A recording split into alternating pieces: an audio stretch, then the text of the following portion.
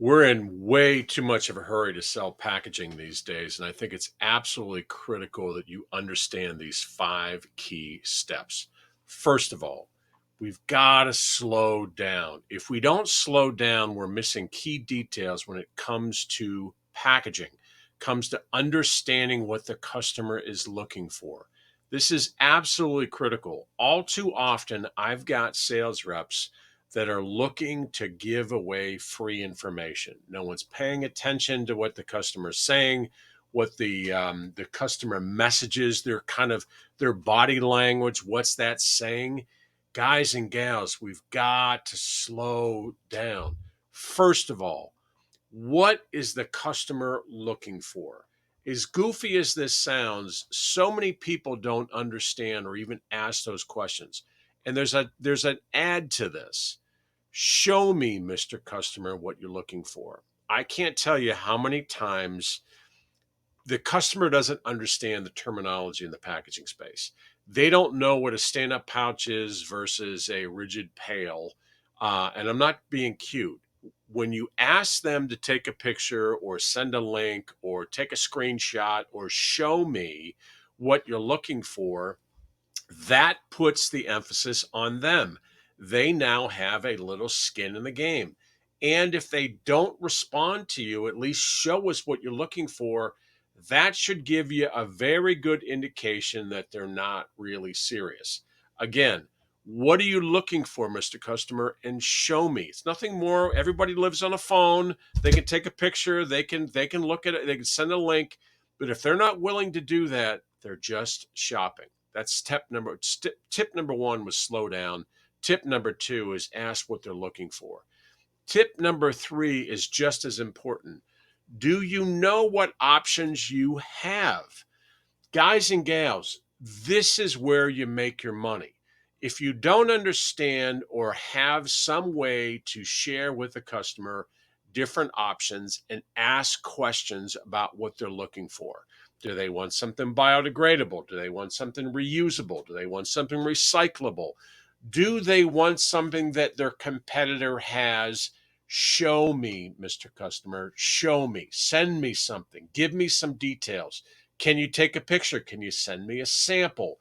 If you don't understand not only what they're looking for, but understand what they're actually in their mind they're thinking about, then we're also missing out on some key details, which is absolutely paramount as we kind of get into this sales process.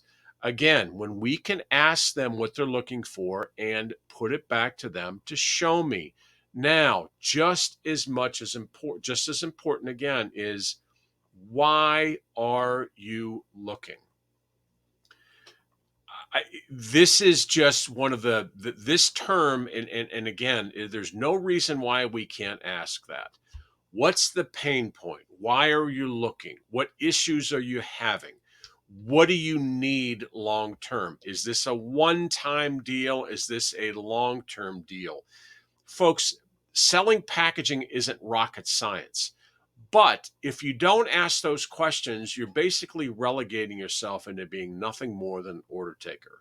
If you can't ask the questions of why you're looking, and what have you tried before, and what what if you've tried something before, then tell me what your experience was with it. Did it not work? Was it too expensive? Did it not arrive on time? Was there quality issues? Was there something else? This is all part of the broader scope, guys and gals, of asking the right questions when it comes to selling your customer, whether they're actually a customer or a target. But if we're not willing to sit across from them or on a phone or even send an email or on a Zoom and ask for information like this, you were basically doing ourselves a huge disservice. You were basically just saying, "Hey, I'm just a commodity person. I don't know. I'm just here." And that's not what we are. As packaging professionals, our job is to prod and poke and become a partner for that customer. If we can get in there and find out the details about this project, I don't care whether this is a one-time deal, you're going to make 50 bucks, or if this is a potential deal, you're going to make 5 million. The same questions are there. You need to know the details. You need to know who's your competitor, what's happening, what are other people doing, who else is involved in this decision. All these kind of things, we are short circuiting this. I just had a client, a rep today, contact me. And once we quoted a project, she wanted to know what the material was that we quoted. Now, my question was why? And her response was, well, the customer asked. I don't care. That's not good enough. Why? If we quoted the project, my response was, is our pricing good? I don't know. Well, why would we give them the specs of our material before we know if our pricing is good? Why would we give them any other details like sending samples or doing anything having to do with the project further until the customers put some skin in the game? These are strategies that you can use right now to enhance not only your sales but your reps as well. This is really, really important. I'm passionate about the packaging space. I'm really disappointed the way it's gone lately over the last 20 years. And I'm about changing this, guys. There's money in selling solutions to your customers. It's up to us to do this and do this right. Let me know if this helps. I'll send you the link for this file. Again, I hope this is helpful. Guys, we can do better than this. We can do better. We need to do better. Follow these simple strategies and you'll be more successful. Thanks.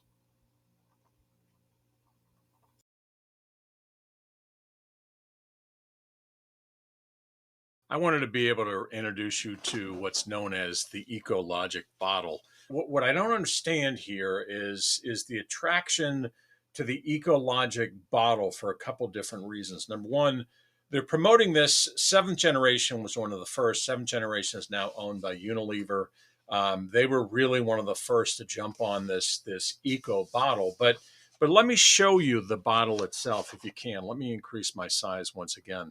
So you've got this outer paper shell, and on the inside you've got a plastic bottle.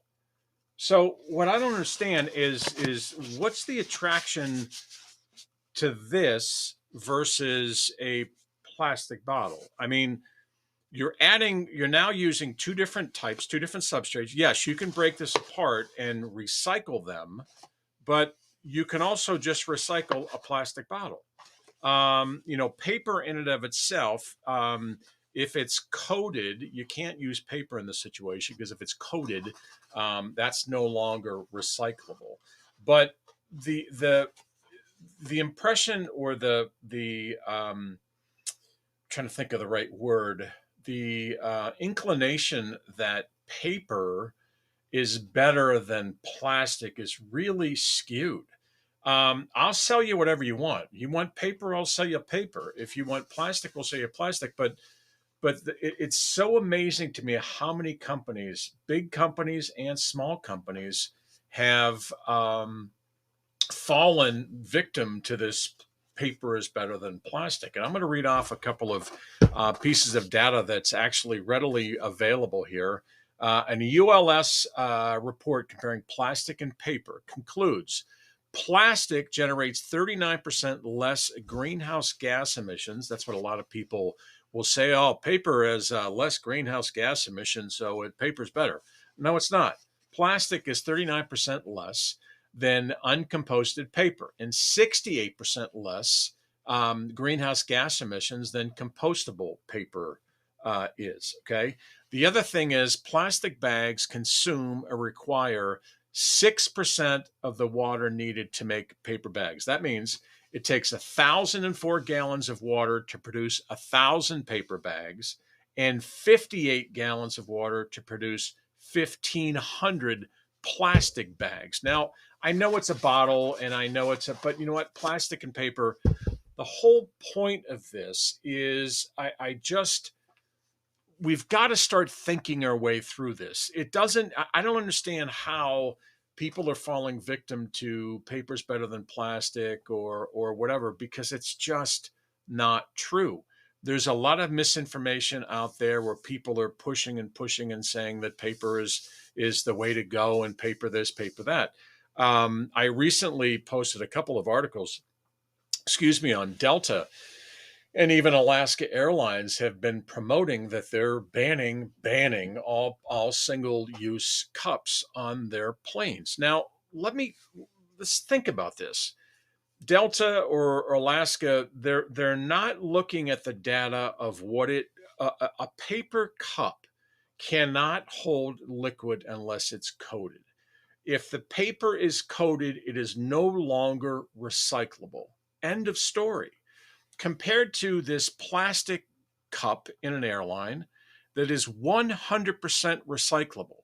By the way, how many times have we all been on airplanes and watched them go up and down the aisles before we land and collect all the paper, all the garbage? It's so easy for them to collect plastic and collect paper, collect plastic, whatever. This is a very closed loop setup for an airline to be able to take those cups or plastic or whatever they used or bottles or whatever and 100% recycle. 100% recycle these things is far and away the best we can do for the environment right now versus there's no magic formula. Recycling is the best way to go. You can recycle it over and over and over and over again. Meanwhile, they're patting, meaning Delta, Alaska, Pepsi, and some of these other bigger brands are patting each other on the back saying, well, look what we're doing. We're forcing our chips, or we're going to now use paper cups. Wait a minute. I just read off the information of how many thousands of gallons it takes to create 1,000 paper bags and 58 gallons of water to create 1,500 bags. I mean, it's mind blowing the difference. And yet we continue down this road. Why are we're like Pavlov's dog, people. Paper is not necessarily the answer and all be all, especially when it cannot be easily recycled or easily break down. You can go to a landfill. Newspaper, uncoated newspaper that literally has been in a landfill for 40 years can be dug back up and read. I mean, come on. The idea behind this is not necessarily for you to think I'm nuts. I'm not. What I am trying to do is encourage all of us to start thinking for ourselves. Just because somebody tells you that paper is better or whatever, do your own research. Look for the data. I just did the data myself. Independently, you can go online and find this information out from a slew of other. This isn't me making this up. My point is look at the data yourself. And if you're a business owner or if you're in this space, it's certainly a game changer if you're able to kind of impress upon not just your sales reps, but your customers to understand the big picture here. Understand that when you're talking about paper and plastic or added SKUs, I mean, look, here's the thing. A sustainable example is using less material. How is this being promoted as using less material? We've made twice the material. How is this a sustainable option? It isn't. Use a plastic bottle if you want, or somehow coat this dumb thing. It's going to leak. But guys, you gotta think for yourselves and look at the data when it comes to these things. Don't fall prey to the nonsense and the babble that's being thrown out there by companies that are spending big money to convince us that paper is better than plastic because it isn't. There you go. You have my rant. Look for yourself, do your own research. By all means, look to what other like I said, do your own research, but also pay attention to what is happening in and around the environment, in and around what's the best way to help our environment to reduce how much packaging is used, to reduce how much goes to a landfill, to reduce how much packaging is used to protect the particular product. Less Less, that's the important thing to understand and keep in mind. Less is a sustainable option. Less, using more efficient packaging, whatever that may be, ultimately is a more sustainable approach. I hope this is helpful. Just encouraging everybody out there, we've got to think for ourselves and pay attention. We do not have to follow what everybody is saying. Think for ourselves. Hi, everyone. It's David Marinak. I hope you enjoyed that episode. If you want to see more, here's another video that you can check out, and I hope you enjoy it. Thanks.